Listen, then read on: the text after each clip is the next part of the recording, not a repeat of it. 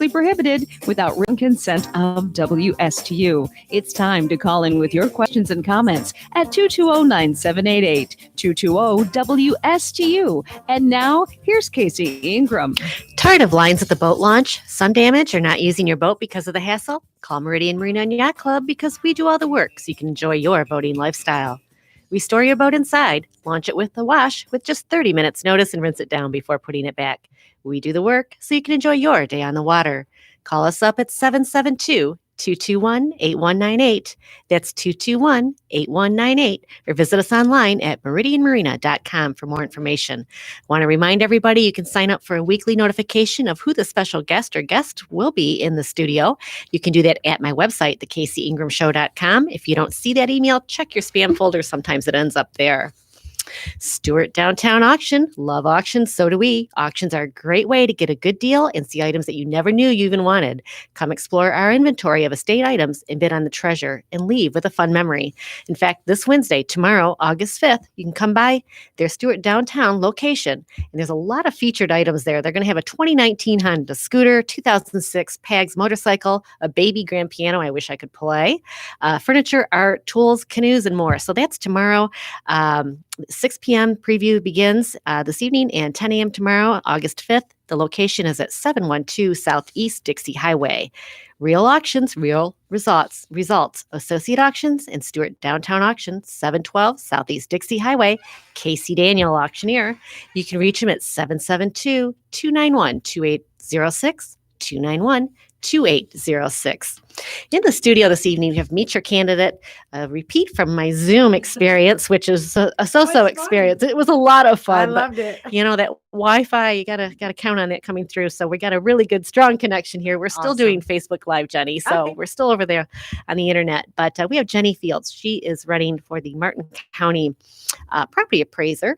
And it's a heated race here in the area. This race is for Martin County. And Jenny, I appreciate you coming in this evening because you have a lot of experience in the property appraiser's office. We're going to talk about that and talk a little bit about the race. So let's start out. Who is Jenny Fields? Thank you. Thank you for letting me be here. And yeah, this is crazy. I've never been in a studio before, so I appreciate you inviting me here. And my name is Jenny Fields. I was born and raised. And do I look at you or do I look at the camera? I'm not sure. You can look at us both. Okay, I just want to make sure. I was born and raised right here in Stuart, Florida. My parents still live in the house I was born in on Palm Beach Road. I'm married to a wonderful man named Brett. I have two amazing daughters. One is my oldest is almost 23 this Friday. She lives in Indiana with her new husband. My youngest is 20, Taylor, and she is actively serving in the United States Navy. She's stationed in Japan as a corpsman. So I'm very proud of both of them. Certainly. I have I have a twin sister. Not a lot of people know that, but I have a twin sister. Her name is Jackie. She actually works for the tax collector's office and has served in the tax collector's office for over 25 years. So between her and my mother and my aunt and me, I come from a long line of government public service women in our family.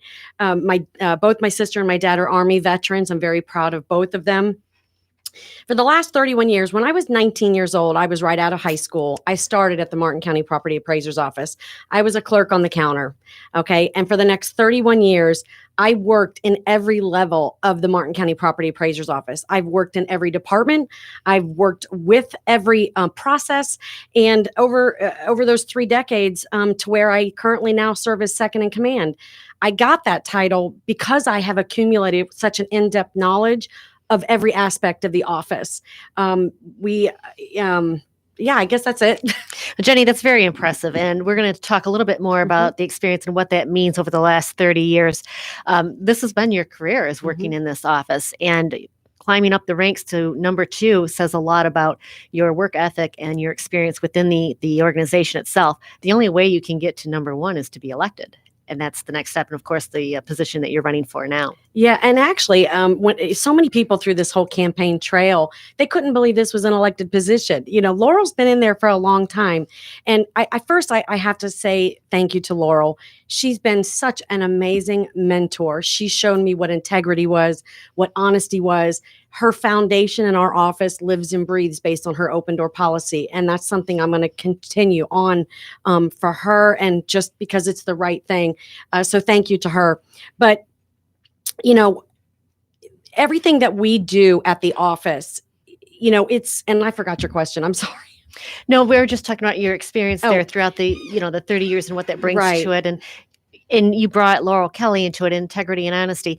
One thing I want to point out as well is Laurel did endorse you, of course, as well. So Laurel Kelly, she has served this community for 3 decades, as you've said, and Correct. everybody loves Laurel. Correct. And she believes in me. She's watched me for 28 years, as the property appraiser. She saw in me what, I always thought was there. And I'm helping that in we have a great team of professionals in our office. And I see a lot of people in our office that remind me of me back when I was that age, but through those 30 years, you pick up a lot of qualifications, training. I'm a certified Florida evaluator. What that means is you have to understand all the approaches to value. You have to understand whether it's an income approach, a sales comparison approach, or the cost approach. How do you apply that on a mass scale? When you're talking about valuing 100,000 properties a year, you want to make sure you're looking at all 3 approaches to value consistently to all similar properties. So that qualification, you get that, especially over time. The market changes, over these 30 years. I went from when we were doing valuations with paper and pencil through the age of internet, through, algae blooms, dozens of hurricanes, Right. throughout those 3 decades. We go through the railroad noise, the airport study. So many things happen in the market that you have to be on your toes. You have to know where to go first. With me, I bring that 30 years of historical knowledge of the property appraiser's office that I'm running for. And how to apply that? Where do you go first? So that's what I'm bringing. And that's what those 30 years have how they've helped me. Let's step back 1 second here. Because this race is probably one of the more heated races in the county, Jenny, there have been some accusations that have come out in the paper, and they've been refuted as well. But I want to talk to them a little more in depth. You touched on honesty and integrity. Your opponent had filed a complaint, a public corruption unit with the Florida Department of Law Enforcement at one time. And if you could tell us a little bit about that. I know that they came back and they refuted that complaint, but tell us a little bit more about that complaint and, what your response was to it. Well, first of all, thank you. I would say several months ago, we got a public record request anonymously, at the office, and they wanted to see all emails and correspondence that have ever come from Laurel or myself that referenced campaigns. So we searched our databases. We know that's a no-no. Laurel, I've been through many campaigns with her, and that's never been condoned. We don't do that. So it was very hard for me to find an email, but I searched and I found one that I went to she's a local CPA. I went to high school with her, and she emailed me on behalf of a client of hers. It was a local business owner, and she started the email off by saying, "Hope the campaign's going well." So I gave that as the part of the public record request. My response to her, I never mentioned the campaign, never, because I know we don't do that. But what it was is she was representing a business owner who she had not filed the return on time. It was actually due May 15th. They had not filed it due to COVID, the circumstances. So this year, especially this year, we try to work with all business owners, but especially this year, we've told them on reminder letters, just let us know, was it due to COVID? Was there, your hardships? If you just give us anything in writing, we will go ahead and grant the exemption and waive the penalty. So in the email, I said to her, and because she explained in the email, this was due to COVID. What can I do for my client? So like we've said to hundreds of other businesses, I said, that's okay. I'm going to use your statement above and we will waive the penalty and grant the exemption. Forwarded it on to the Tangible Personal Property Department, and that's what they did. Well, the FDLE complaint came along because that CPA, not the business owner, the CPA that I've known since high school, donated $50 to my campaign. So it was come across as if I took a bribe. How I've handled it, I knew that was ridiculous. I knew it was just a matter of time for the agent at the FDLE to call me and me sit down to talk to him and explain it. And again, he just said it was unfounded. And the other complaint, yeah. So I mean, it was dismissed as well. And yes. The other one was missing word on the campaign sign. Right. The word "for." So very minor technical issue. And I think there was one other accusation that was put out there that you put your signs out too early. And that was actually people were following an old ordinance that was actually rewritten in June of 2018. There was no longer a 45-day. And I knew that because, I researched it. I was trying to make sure I followed everything I could do. This is my first go around at a campaign.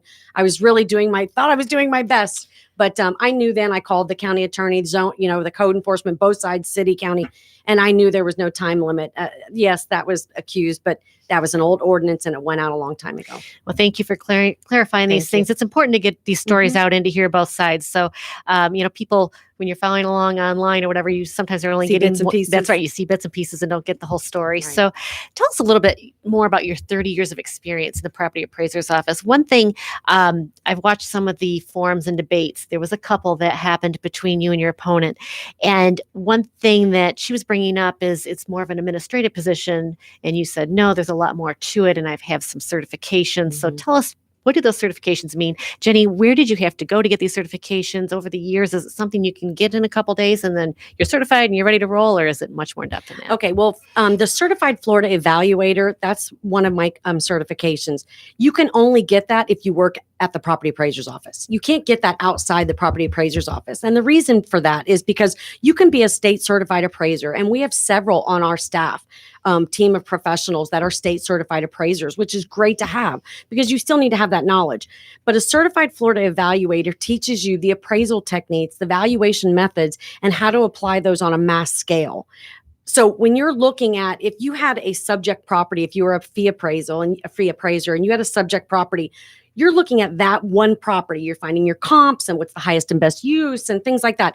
When you're in the Martin County when you're in an appraiser's office, you have to do that to 100,000 properties a year. You can't do that specifically for every single property. So what are the tools? You model things, you model similar property types, you look at them on a mass scale, and then you make sure you're applying that consistently. So if you're going to use the income approach on all your general retail, you want to make sure that you've compared all the, what's the typical vacancy rate and the expense ratio and all of that. You have to make sure you're applying that across the board.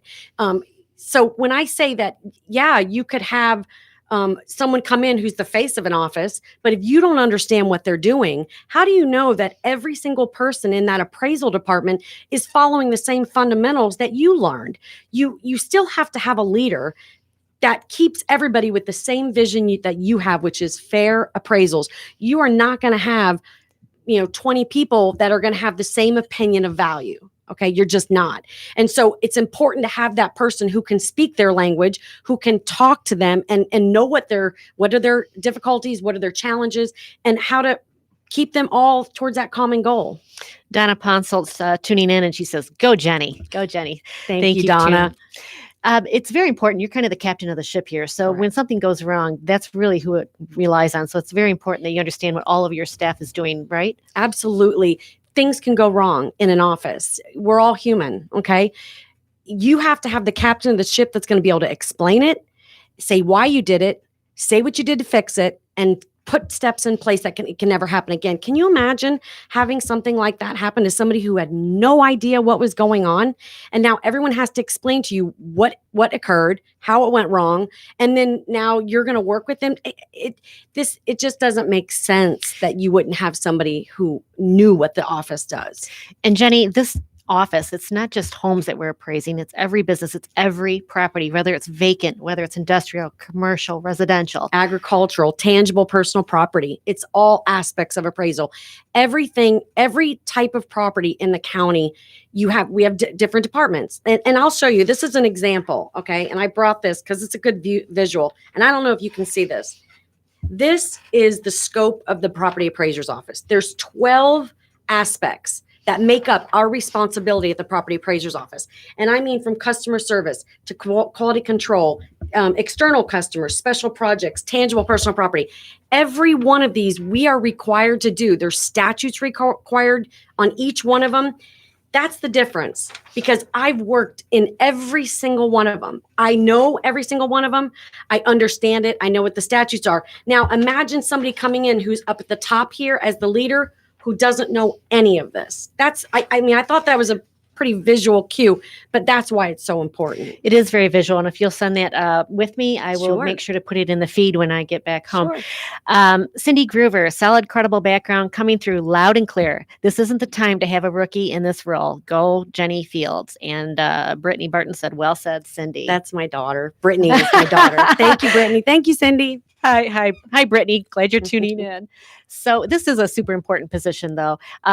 When you talk about the mistakes and it all comes down to the captain of the ship, and I had brought that up, that was another accusation that came out a little early on in this campaign. We talked about it on the Zoom interview, but let's talk about that again right now on the radio. It's still coming out. Yes. It's still, it's a hot button.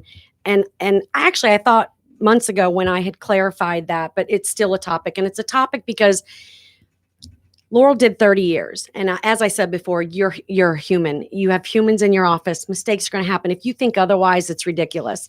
But it's how you handle a mistake. What do? You take accountability, which Laurel did. You own up to it. You fix it, and then you make sure it never happens again.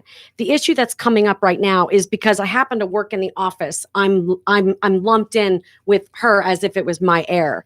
But I would like to clarify. In 2012, Laurel started the Lean Initiative. And I don't know if anyone knows what Lean is. It's a culture. It's how you identify waste, how you break down processes. She started that in the office and promoted me to a director of process improvement and quality control. My first task was to find where our red flags were. And our red flag, in my opinion, after going through training to be a Lean facilitator and things like that, our computer downtime was lengthy at the time to process a roll. That was where she put me. I started going through that. I was working with the tax roll team. I was breaking down the processes. And it was through this months-long analysis. I couldn't even get information out quick enough. So I taught myself SQL. I don't know if anyone's wrote databases and learned SQL. I taught myself that because I didn't want to wait on anyone else to give me my information. I did it myself. So I did all that. And through this analysis, I discovered the coding error. I still have the email where I first emailed Laurel and said, we have an issue. Okay, this is what I've discovered. This is what's happened. I had to go back through historical 3 comma conversions to pull the correct data. And then immediately she called the city, the county, and said, this is what's happened. Let's get together. Let's write it up. And these are the steps we made. So to have this even be part of someone's campaign is wrong. It's wrong. It was not only that, but it was 8 years ago. 8 years ago. It's never happened again. And we are so proud of that. And like I said, that mistake that happened in that office, that was like a culmination of my career that I found that. And I worked through everything to get to that. That was like my proudest achieving moment. And it was just like mud right now. And so to be clear though, were you part of that causing of that mistake, or you were the person that found the mistake? I found the mistake. It was a human error. Someone was supposed to code things manually. It wasn't happening. It was a human error. It was the person in charge just didn't realize it wasn't happening, but I discovered it. I brought it to Laurel. We quantified it, and I worked with the city attorney, the county attorney, and their budget departments for months after that to make sure we got it right. What were the right numbers? I was part of the exposed it, rectified it, covered it, and we made sure nothing like that ever happened again. Jenny, again, I appreciate you clearing that up. And we are going to have your opponent on next week, so we'll hear that. But it's very important to hear the whole story. Sure. Don Deffenthaler has asked a question. How long did you work in the appraisal services department, and have you valued residential and commercial properties? Yes, Mr. Deffenthaler does not work at the office anymore. He actually resigned a couple years ago, but I thank him for his question. Yes, I have. I've worked in the appraisal department. I've looked at our valuations. I've been working this entire year and last year in the commercial department, reviewing our income approach, how we're consistently applying that across properties. Part of my roles, way back even when Don was there, I was an assistant director of CAMA system integration. CAMA system integration is when you go through a conversion, you have to make sure that everything's calculating correctly. And that means the cap on the appraisals. That means that the income approach is coming across and calculating correctly. That means all of that. From there, I went to the director of process improvement, which means I worked with every single department, including residential, agricultural, commercial, tangible. And I made sure that all their processes, that means break down their appraisals. That means review their appraisals to make sure everything is being consistently done and not just things on different properties and not applying it to the whole thing. So to say, yeah, I've worked with every department. Very good. Mhm. Also, we have Paulette Murphy, 100% qualified. Karina Robinson, Baldemaros Robinson. Hi, all. Dr. Karina Baldemaroson. Sorry, I have to be brief as I'm off to another candidate Zoom session. Oh, she's hoping to earn your vote for Senate District 25. Oh, So, nothing to do with the property appraiser. But hi, Karina. Thanks for tuning in. But this is, again, we'll go back to the property appraiser, such an important position to be in. And you're bringing a lot of experience. Do you see any reason that the property appraiser office should have a new vision, or it just needs a change, a new? I do. Part of learning the lean culture, it's all about continuous improvement. You never stop, and you never stop looking for ways to do that. When you do a process improvement, you're always looking for something better. Like I said, Laurel and I, we went through the age of internet. We went through anything. And so we're never idle. We always look for, my whole goal is to amp up our community service. We just moved to that beautiful facility. I want to have lunch and learns. I want to offer virtual where people can come on. I want to put how-to videos on the website.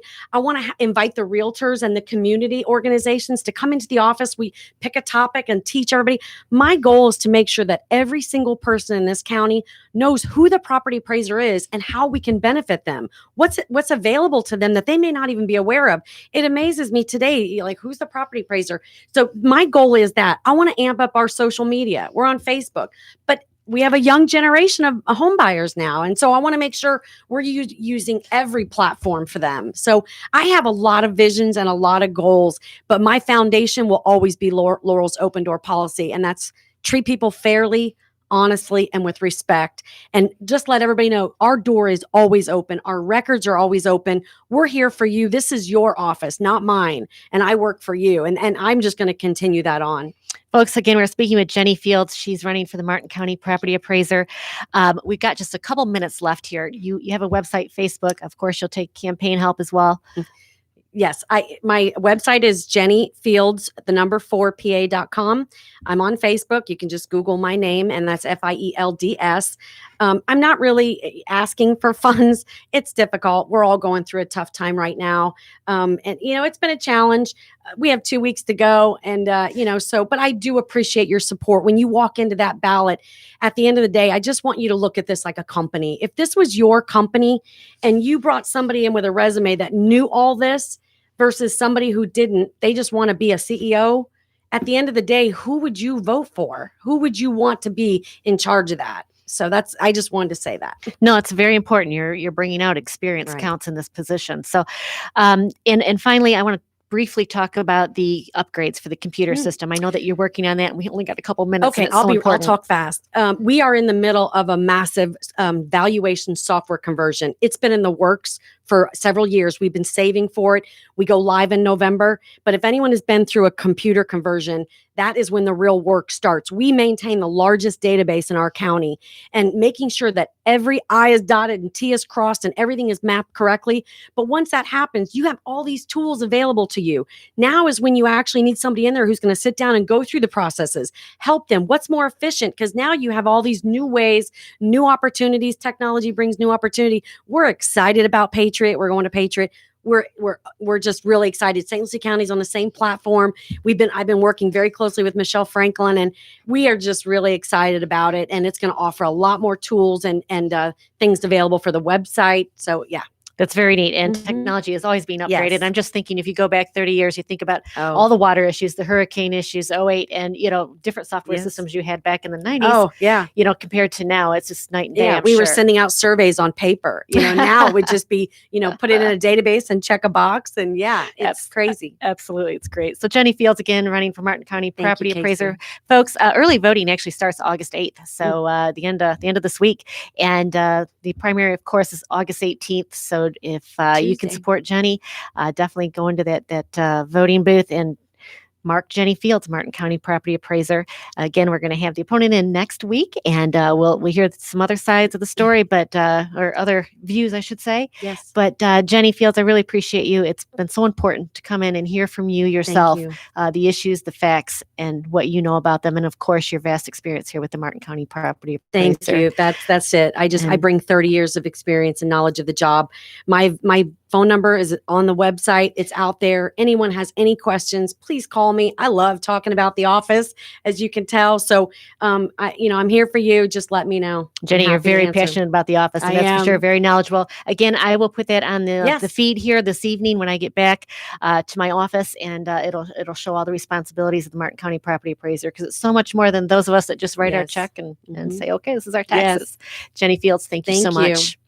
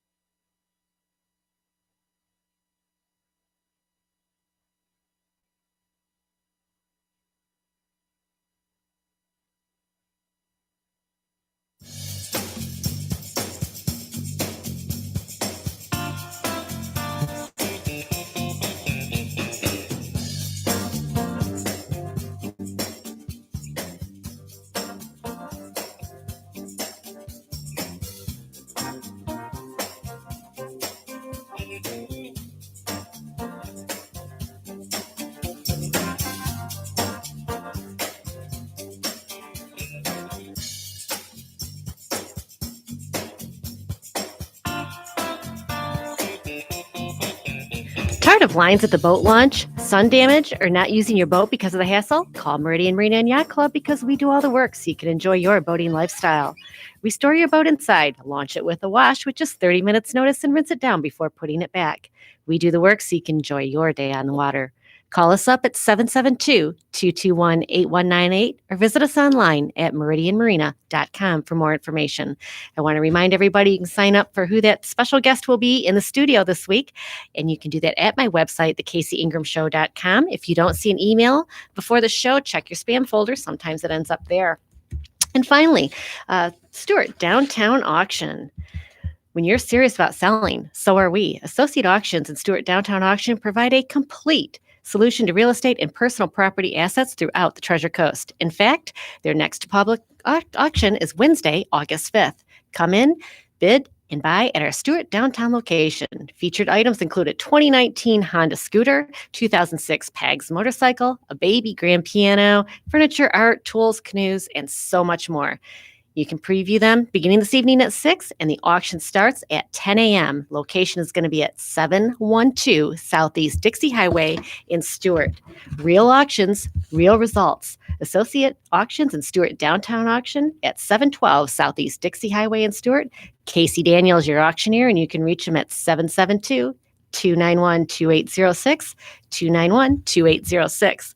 In the studio for the second half this evening, I'm very glad to have a repeat guest. We have Carl Domino. And Carl, you've been with us several times before. Glad to have you in this evening. You're running for State House, Florida, District 82 on the Republican ticket. Of course, the Republican ticket, as always. How are you doing? How are you doing this evening? You know, we're having a ball. Life's good. I love politics, and I have learned many lessons in politics, and every race is the same. One candidate gets desperate, starts doing negative ads, lies with impunity. But that's just the way it is. As I told my wife one time, if they can't find something negative about you, they'll make something up. We're running a positive campaign, and we've done it every time we've run until someone attacks us, then we go back, but in a nice way. I'm not a win at all cost, and I have much to say about what we've accomplished and done. And I don't mind negative campaign. I am a little disturbed that someone's decided to take on veterans. You know, John Snyder, and I don't know John well, but his father was my roommate in Tallahassee, the sheriff. We're very good friends. Mass, I don't know him well, but I ran against him. And we all served the U.S. military. And to start calling military veterans anti-gun and liberals, I would ask Rick if he called in, why didn't he serve in the military? He didn't have to. But all three of us went and fought for his right to run for office and to tell whatever lies he wants. But fundamentally, we're having a ball. My kids are now 20. They're both in college. They're juniors. One's at Florida State. One's at SMU. My wife was hit by a car and had a broken pelvis, but she's healed from that. One of our 2 dogs passed away last year, but we got a cute replacement. I'm going stir crazy. My business, basically what I do is I do 2 things. I invest in the market for people. The market's been even better than I could have imagined. In March, I wrote all my clients, said, this is the time to invest. But I've said subsequently, if I knew we were going to have the riots, if I knew we were going to COVID as bad as it was, maybe you shouldn't. But the fact is the market goes up. And I know the reasons for that. There's so much money out there. It's got to go somewhere.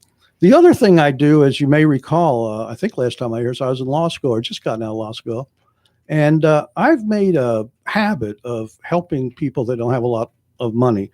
I do a lot of pro bono law. In fact, I'm proud to say I was recognized by the Martin County Bar Association for the Public Good Award. There's many people out there. Sometimes it's not very complicated when you go for a divorce or time sharing, but anyone has got to deal with the paperwork. And so we're just helping people, and we're fortunately in a position to do it without charge. And we're glad to do it. And these are not people, frankly, that are going to vote for me because most of them aren't even registered, and they're probably not going to be Republicans. But, I always believe the day you die, that's when you quit doing stuff. So my money management firm's doing very well. My legal business is doing well. I had a ball in law school. Boy, those young kids, they were a lot smarter than I was. But I did okay in law school. Carl, I was going to say the law degree is something recent, fairly recent, right? I was 70. And so I always joke. I was too old the day I got my degree to become a judge. Now, I don't want to become a judge, but at the time you had to be under 70. It's been a ball. I love doing it. I love helping people. I've done it all my life. And in particular, most of these people are not wealthy people. They're caught up in sometimes a very difficult situation. Most of them are. They just want to get a divorce and they've got a kid and we want to do it the right way. But some, frankly, are supposed to get money and they're not getting it, and they need counsel. Unfortunately, like everything else in life, the legal system is suffering pains right now. It's hard to get into the courts. You got to do it by Zoom. It's not as much fun. But you do what you do. We've helped probably 40, 50 people with their affairs. We love doing it. It's intellectually stimulating. So between that, the business, which is the greatest business in the world, investment management, you got to be thinking about things. And I'm very involved with the Federalist Society. The Federalist Society is a libertarian group that basically believes people can do better for themselves than the government can do for themselves. It's not a conservative or liberal. It's not a Republican or Democrat. It's bipartisan, but there's a very strong chapter around here. And a lot of the leaders in this community are very involved with the Federalist Society, as am I. Excellent that you have been very involved, in the pro bono work you're doing is very much appreciated here in the community. I just think that's wonderful that, after all this time, you went back, got your law degree, and you're really helping people that can use help that otherwise wouldn't have it. So if I was smart enough to get a medical degree, I'd go back. I love studying, but life is what it is. Life is what it is. Do you agree with Governor DeSantis's handling of COVID?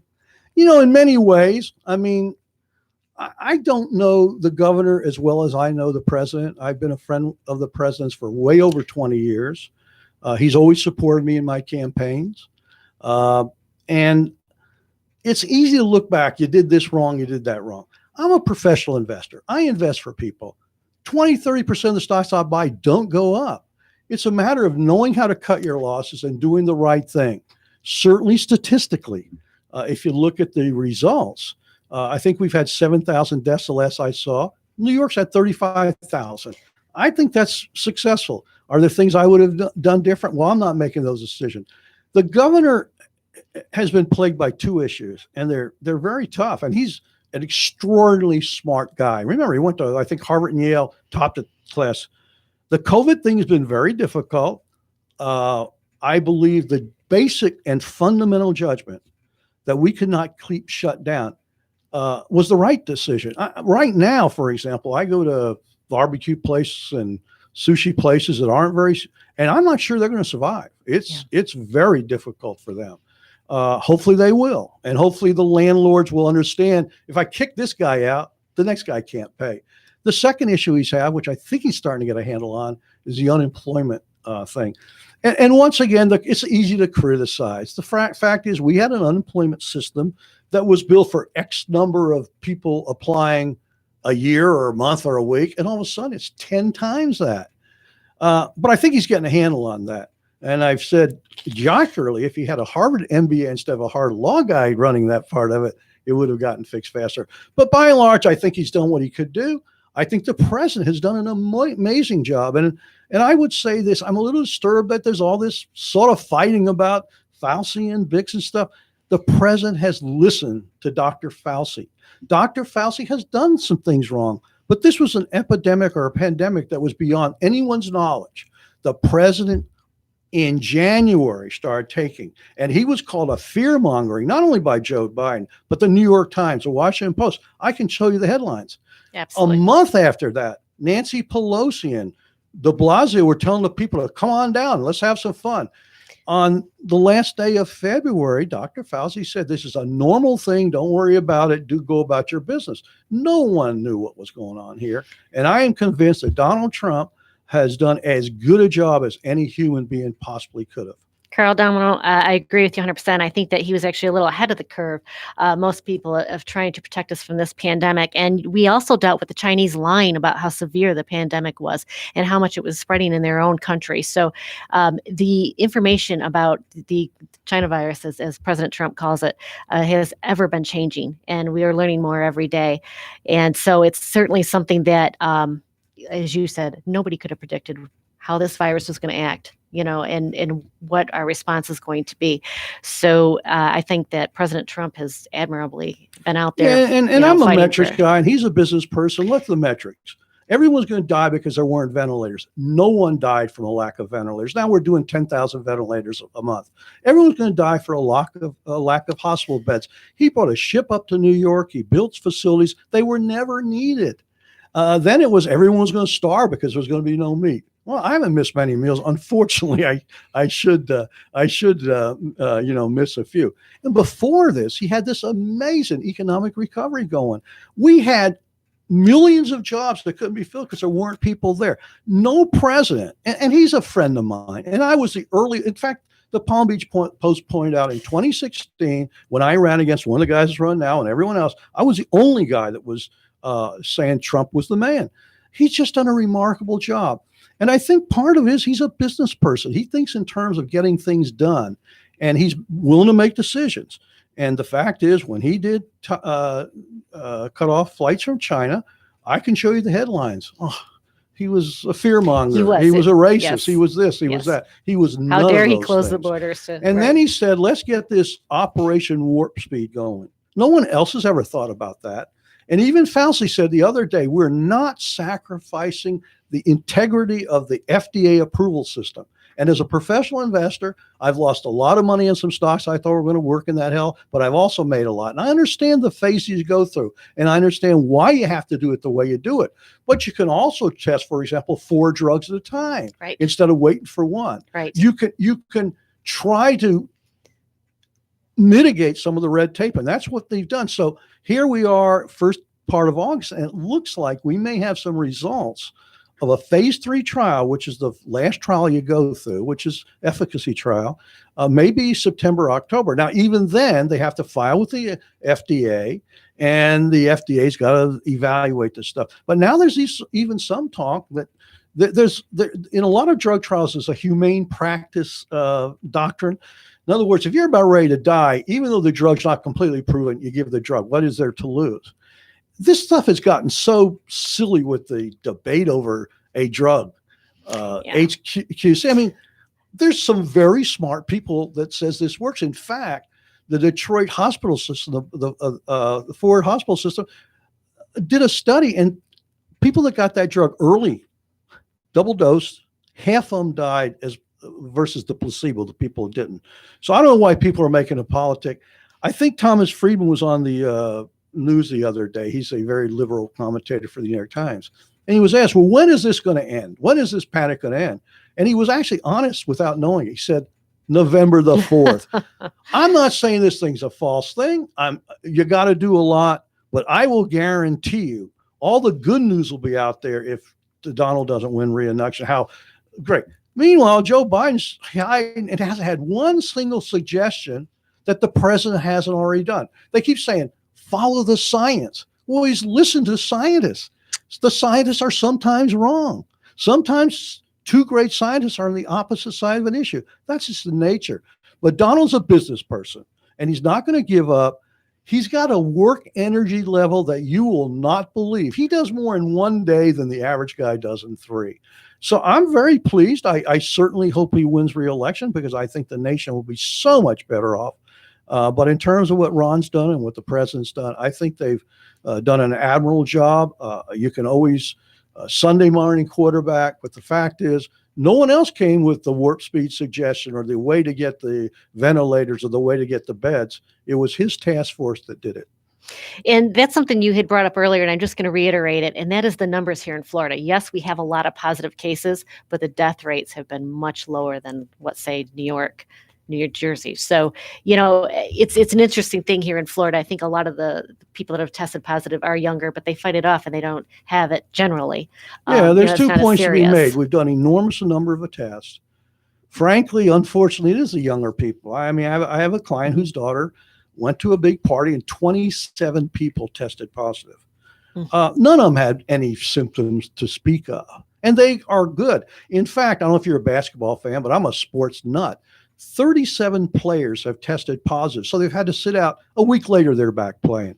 And the other thing about the death rates in Florida is this: we are a generally older population. You would almost think the death rate would be better. Now, is it a happy situation where you've had 2 days in a row with 70 and then you get a 270? But so far, and it's a little messed up in the last few days because of the hurricane, you don't know. Right. But the positives have been coming down, and the percentage has been coming down. We've got, hey, listen, young kids are young kids. As I said, when I was that young, when I was going to Vietnam, I thought I'd live forever. Now I'm having some doubts. That's pretty good, Carl. But young kids do think that they're much more invincible than we do as we get older. So let me ask you about the mask mandate. Do you agree with that? Well, I think and listen, I'm in an age where it's very important that I don't catch this. Thankfully, my two teenage kids, who they're not teenagers, gosh, they're 20 years old. They came back from spring break in school and have stayed, and they're very responsible. My answer to that is, in general, you shouldn't force people to do stuff, but two answers. One is, where it's a very hot spot, I don't have a problem with it. But more importantly, most companies are enforcing it. I go to Costco, go to Publix, go to that's the way the system should work. Agree. I'm not into this. I'm not going to say it's not a good thing to do. I think, why would I not wear a mask when I'm around a bunch of people? Why would I not stay socially distanced? The real answer, obviously, is going to be that we get the vaccines. If you notice in the last few days, even those states that we're celebrating, Connecticut, New York, and New Jersey, they're starting to have an uptick as is masks. This is something that we don't know anything about. But I really do believe that one of these vaccines or more will, in fact, either be prophylactic or cure it when you've got it. And let the scientists do the work. If it doesn't work, it doesn't work. But most everything we've had a problem with, including polio, we have eventually developed a vaccine. I think they will this time. I agree. And I think the vaccine is going to be so key. What's interesting with this virus, though, is how quickly it seems to mutate. And there's been reports out there that the antibodies, instead of being built up, they actually can go away and you can get it twice. They have some reports of people catching it twice. Yeah, but Casey, there's also, when you listen to all the stuff I listen to, because I don't have much of a life, there's this. I don't believe that for a second, There's what's Carl. called T-cell immunity, which Fauci talked about the other day. There's two types of immunity, and he explained exactly how they worked. And so even some people, if the antibodies have worn off, still have the T-cell immunity, which is just as good. I'm sure you could get a scientist to explain that. But the fact is, every year they develop a new flu vaccine. They know about this stuff. And I think Operation Warp Speed will be successful. If it's not, it's because the greatest scientific minds haven't been able to come up with an answer. But remember, there's 140 companies there, either in phase 1, 2, or 3, and there's at least 4, I think, that are in phase 3. If phase 3 is efficacy, does it work? That's incredible that there's 4 of them in phase 3. I did hear Dr. Fauci said he thought that there may be a vaccine approved by the end of the year. Well, what will happen is, the optimistic scenario, somewhere around October, September, they'll file for approval. It does take 60 days, but when they file for the approval, they're only going to do it if they have good numbers. If you watch the stock market like I do, when a company files, they often have a big rally then. Then the stock dribbles down because everything isn't approved. I mean, the other thing Warp Speed has done that's never been done before, there's millions of dosages of the leading candidates. Usually what you do, obviously, you wait until it's done, you wait until it's approved, and then you produce it. Now they're producing millions. So if they got approval December or January, February, many people could get it right then. So, I mean, once again, I don't know. No one in the Democratic Party suggested any other way to do it. I don't know a better way of doing it. Well, I agree with you on that as well. So I have to ask you too, with these pharmaceutical companies that are trying to develop a vaccine, do you think there's a little bit going on out there that they're trying to bump their stock up so that they can, hopefully cash out a little bit while the bump is up? Well, I think one company probably got a little bit carried away. And if there's something I don't understand is, I know some companies that haven't been very successful have gotten like $1 billion plus. But most drug companies have dealt with this forever. They understand that you bring a lot of drugs that are very promising at the first second, and then they don't work. Also, I have a real question of how much it's going to help the bottom line. Remember, if they get an adequate vaccine, they'll have 1 year of a lot of demand, but then the next year they won't. So I'm not even I mean, I wouldn't buy a stock just because of the vaccine. Now, if you're, I don't want to mention any stock names, but if you got a drug company, a major drug company that has got other things going for it and pays a good dividend, this could be a little bonus, you know.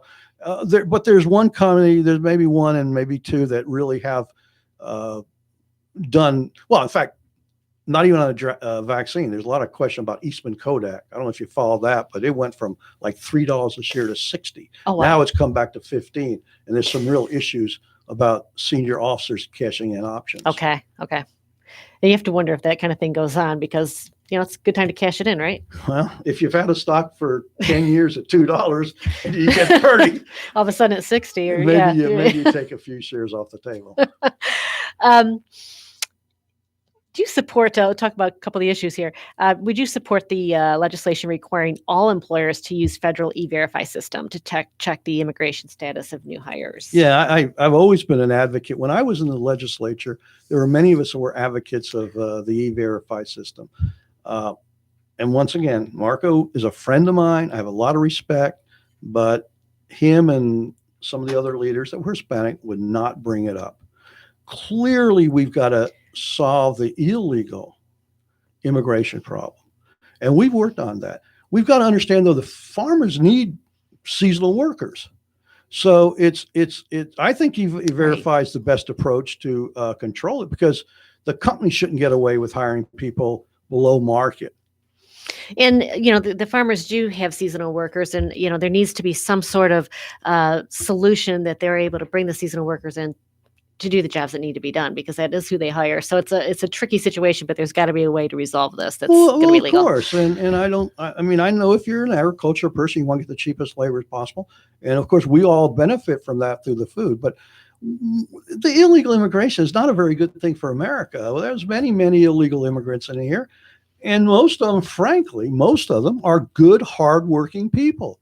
They're just like your forefathers and mine. The difference is ours came over legally, right? And they worked real hard to get established. My grandfather on one side was a barber, and he didn't make a lot of money. And then my mother gets born, and then I get born, and it's generation. But the fact is, as empathetic as I am for their circumstance, we have to be a nation of the rule of law, and just allowing people to come. And the Democrats want open borders. They say they don't. But when you decriminalize, and remember this, 2 years ago, there were caravans coming. You don't see that anymore. Donald has gotten control. And just 2 or 3 days ago, the Supreme Court ruled that he can use the money that was going to be used for DOD to build the wall. Carl Domino, we are running out of time. It's been so wonderful to have you in the studio again. Beautiful flyer, by the way. The painting on the back, I know you had a story with that. I own that painting. You own that painting on the back of his latest flyer. We need to go. Carl Domino, running Florida House 82. It's good to have you in the studio this evening, Carl. Hey, it's always great to see you, and I can't wait for this 2 weeks to pass. Me too. Thanks, Carl. WSTU Stewart. I'm gonna go to my barbecue place. Okay.